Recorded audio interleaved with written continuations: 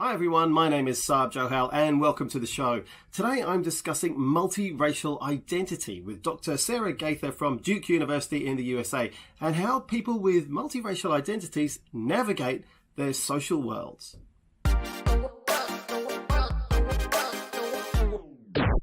Yeah, so I'm biracial myself, and I think I'm a pretty prime example of people who do what we call me-search in academia. Growing up biracial and mixed race, I had a very fluid sense of what race and racial group membership really meant. So half my toys were white, half my toys were black. I have a black father and a white mother. And I think growing up in a mixed race household really made me see race in ways differently than my childhood peers did. So it was really my interactions with them growing up that forced me to realize that I had a different sense of what racial group membership was. So over time, I've really tried focusing my research a lot on what are the certain contexts and situations that we've had either as a child or our current context we're in as adults. How does that impact the behaviors and expectations that we have when we meet someone new from across a racial group boundary line in particular? And we live in societies now that are very fluid and mixed in terms of people's objective view of where people are coming from in terms of their ethnic or racial origin, but also their own internal identity and identification with particular ethnic groups or racial groupings as well.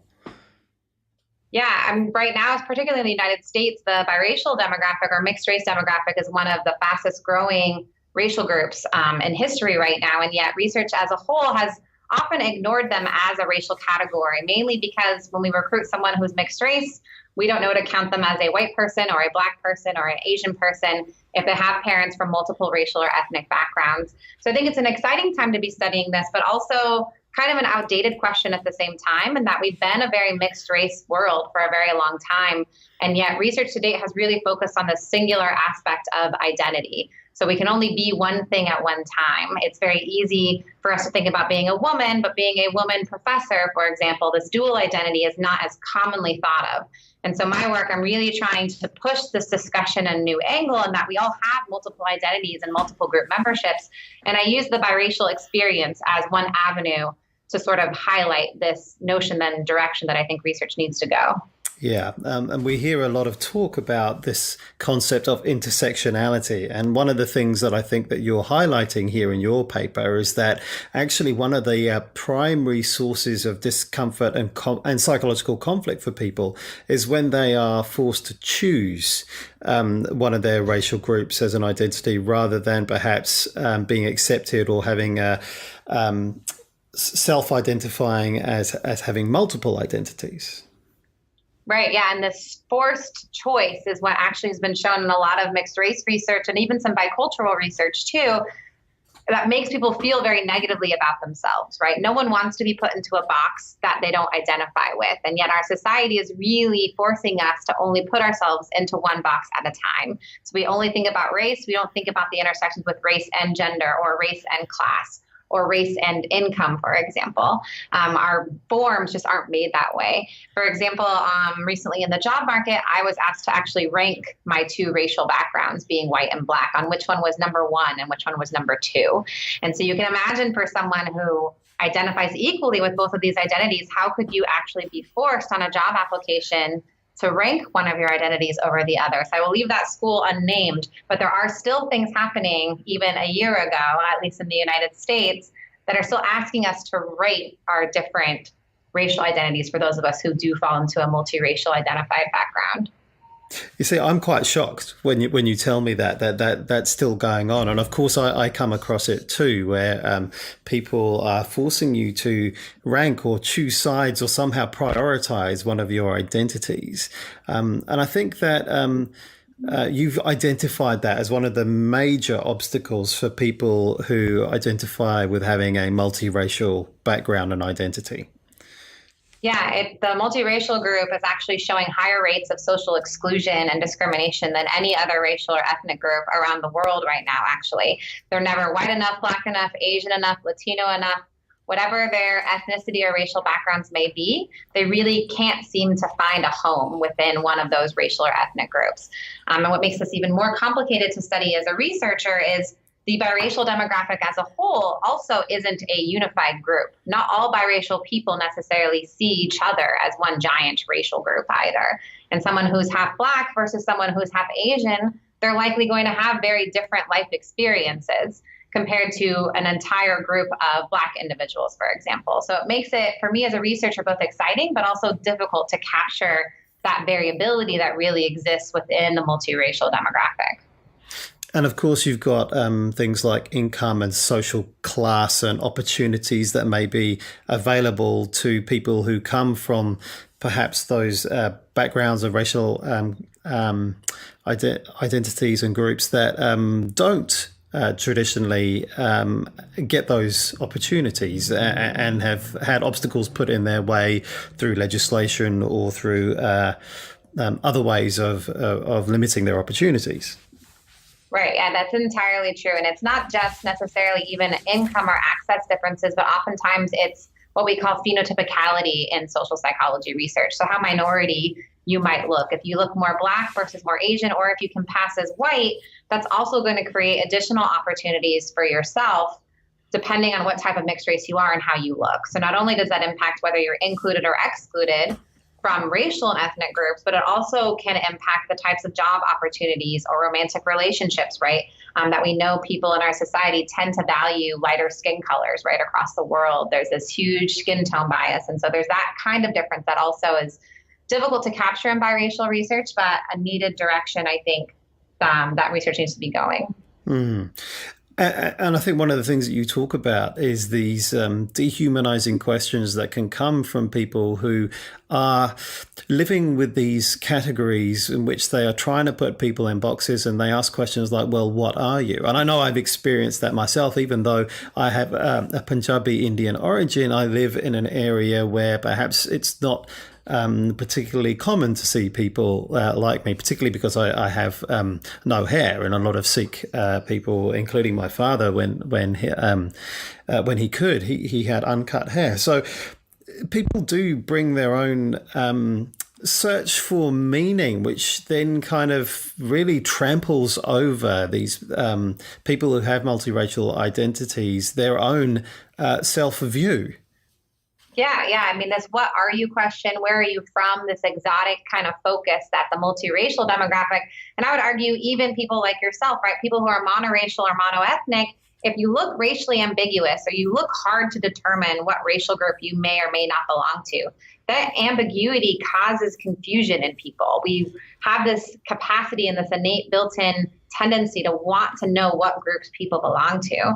And so not only is this question, what are you, sort of perceived as being really insulting sometimes to mixed race or racially ambiguous individuals, because it is questioning your sense of self, right? This is another person questioning who you are and what you are. But it's also a reminder that we really have this innate tendency to not want to think too hard about what groups people belong to. And so the biracial demographic, I think, is a really clear example that when we put multiple groups on a table for someone to think about, it's really quite difficult for them to understand, well, are you white or are you Black? You can't really be both.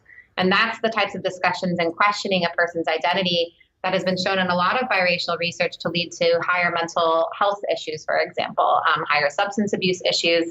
Because when you're constantly questioned who you are on a daily or weekly basis, over time, that really takes a toll on you emotionally. And maybe we can come back to that in a little while when we talk about what the implications of this might be. But I just want to switch our focus a little bit now to, as well as thinking about the obstacles, one of the things that you talk about in your paper is the advantages, actually, for people who self-identify as multiracial. Perhaps we can talk about that a little bit. What are the sorts of advantages that are conferred to people with this identity? And so a big thing I focus on in this paper and in my work in general is this question of identity flexibility and perspective taking abilities for multiracial people. So one thing I've shown a lot in my own research is if you get a biracial person to think about one of their racial identities over the other, so think about being Black, for example, over being white, you can actually shift your focus and shift your behavioral tendencies to allow you to navigate diverse settings more easily. You can turn off and on these different identities, which can help you talk to people from diverse groups in a much more easier way compared to people who don't have this constant exposure to people from different racial or ethnic backgrounds. I've also shown that the same identity flexibility can impact creativity and flexible thinking for multiracial individuals. So reminding them that they have this flexible racial identity shows transfer effects into problem solving abilities too. It's this extended association of thinking flexibly about oneself that then shows that they can think flexibly when solving different types of problems. To be fair, I've recently also demonstrated the same thing occurs for monoracial people, so people just from one racial background. If you simply remind them that they have multiple identities, you also find boosts in flexible thinking. So we all have this ability, but I think certain populations across the world might actually have different pathways to access that flexible thinking. So that's a big focus in my own work right now. That's very interesting. The idea that actually by priming an awareness of multiple identities that we may hold, one of them actually being quite obvious, different racial identities that we may hold through our heritage or our upbringing or who it is that we were brought up by, then we are able to access this flexibility much more easily. Right. So this kind of learned experience. And so I pull a lot from bicultural research and bilingual research, which a lot of this cites that this experience of code switching between languages or code switching between cultures and beliefs and practices. This experience of flexibility can show really strong transfer effects into how we think about social categories, how we approach problem solving, which is why I think it's really key for us to be using these groups who have these kind of dual group memberships as a way for us to inform how it is identities function more broadly for anyone, regardless of what their backgrounds may be. So you can almost consider them like navigators. They're the people who know the waters, they know the terrain of all these identities. And when you prime them and remind them around the terrain that they're navigating right now, then suddenly they're able to navigate not just that terrain, but also other terrains too. Exactly. I think that's a really good analogy. If they've had practice with these things, sometimes you might have to remind them about that experience. And I think that's for anyone from any background, but for biracial people in particular, when they're growing up in these very diverse households with different types of family influences, it's very easy for them to pull from those experiences because they have a lot more immediate practice, right? So for bilingual individuals, they argue the more proficient you are in both of your languages, for example, the more creative you might be on certain types of tasks. So again, it's this practice effect, this proficiency effect in navigating between your identities or among your identities that I'm really trying to argue in my work could be a benefit for anyone, yet I don't think we really understand how naturally this can occur yet as well. So as you're talking, I'm thinking, when you're talking about bilingual people, I'm also thinking about people who perhaps are immigrants into a new culture, particularly children of immigrants, where they're perhaps being brought up in a household that is perhaps sticking or has traditional values of the culture of origin, as well as exposure to the new culture that they find themselves in. Children who grow up in these environments, I wonder whether they have this access to this identity flexibility through sheer need. They actually have to do this. Yeah, I think I pull a lot from bicultural experiences, particularly for children. I think they're a really interesting case where oftentimes if their parents don't speak whatever the native language may be of that new country, the children often become the translators for those families as well, right? So they're literally living a dual identity where they speak with one language with the rest of the country, but they speak with their home native language with their parents. And so I do think this bilingual, bicultural, biracial experiences are all unified through the same process, and that it's this perspective taking, code switching kind of experience when balancing a person's need to belong in both of those cultures or both of those racial backgrounds at the same time. No one wants to deny an identity that they have. So an immigrant child wouldn't want to ever deny their parents' backgrounds or their home country's backgrounds, but at the same time, they also know that they have to adopt this new cultural identity from this new country that they've moved to, right? So it's balancing between their home country versus this new country and trying to navigate between these two new worlds to find whatever pathways are going to lead to their success, whether that's in school or at home or in a new job. So as you're talking again, a couple of ideas coming to my mind. I'm wondering if I've tried to articulate them. One of them is around the idea of dissonance. So the idea that perhaps people who have multiracial identities where one identity is perhaps valued more by the culture in which they find themselves surrounded by and living in. Do they go through experiences where they perhaps do try to deny a part of their identity for fear of not fitting in and not conforming? And then what kind of dissonance does that produce for those individuals and the families in which they live?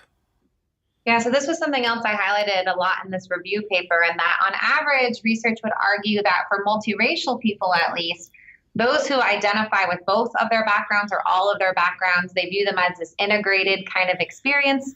They tend to have more positive outcomes because they're not having any negative exclusion. They're not denying any part of themselves.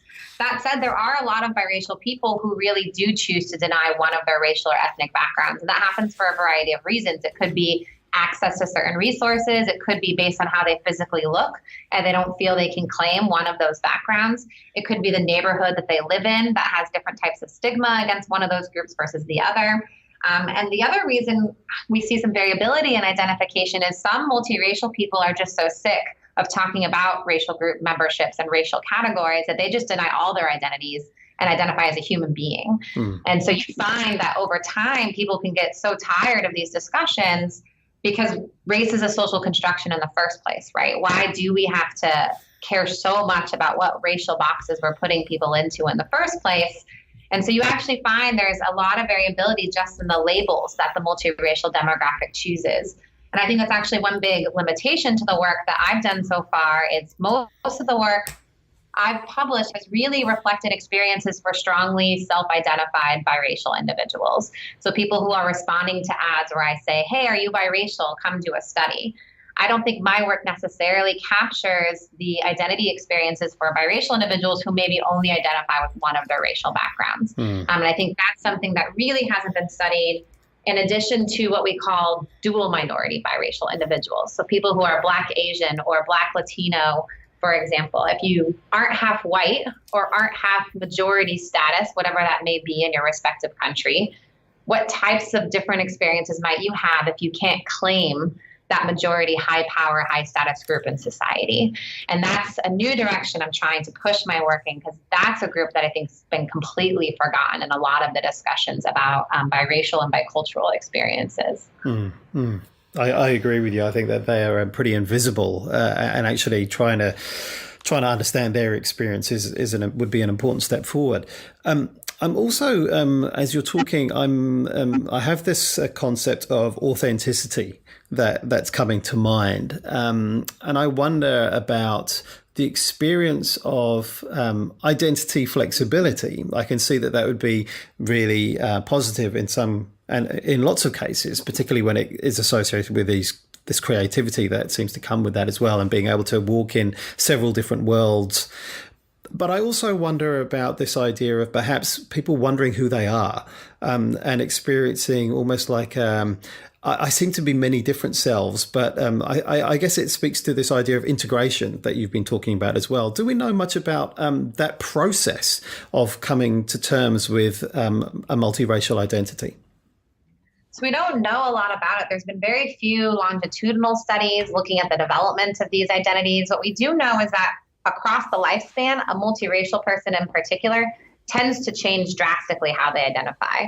So maybe as a child, they only identify as being white, but by the time they come to college, which is a really important identity development period, there they join a mixed race student group, or they join a Black student group, and all of a sudden they're Black, right? So there's different contexts and situations that can impact the development of singular identities or an integration of their multiple racial identities. And we really don't know very much about those things.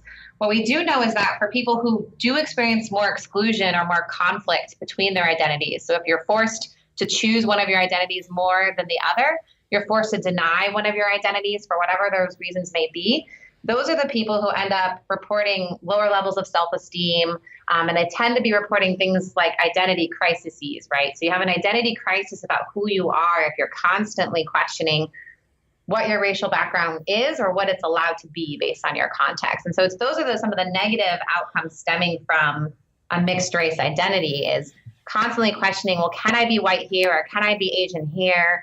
who's really in charge of dictating these racial group boundaries. And it's that struggle in choosing one identity over the other that really ends up negatively impacting a lot of people in this demographic.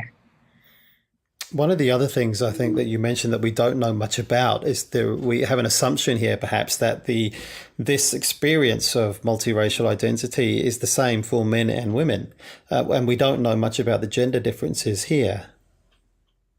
Right. Yeah, we really have done very little intersectionality work looking at biraciality or multiraciality for men versus women.